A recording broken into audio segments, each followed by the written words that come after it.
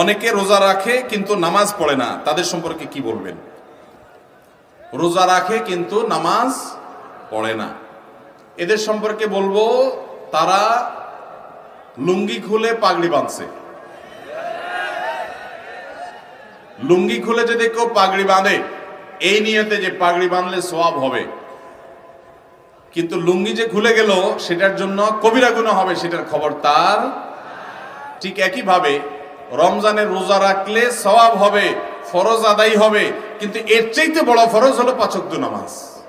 তা আপনি সেটাই যদি বাদ দিয়ে দেন তাহলে এই রোজা রাখলেন, তাহলে এর চাইতে বড়টা বাদ দিয়ে আপনি কম গুরুত্বপূর্ণটা করলেন। ওইটার তুলনায় এটাও ফরজ, কিন্তু ওইটার চাইতে কম গুরুত্বপূর্ণটারে গুরুত্ব দিলেন, আসলটারে গুরুত্ব দিলেন না। আপনি পাগড়ি পরার গুরুত্ব বুঝলেন কিন্তু লুঙ্গি পরার গুরুত্বটা বুঝলেন না। আল্লাহ আমাদেরকে লুঙ্গি পরার গুরুত্ব বুঝার তৌফিক দান করুন, নামাজের গুরুত্ব বুঝার তৌফিক দান করুন। অনেক ভাই আছে নামাজের গুরুত্ব তাদের কাছে, কিন্তু উনি রোজা রাখে।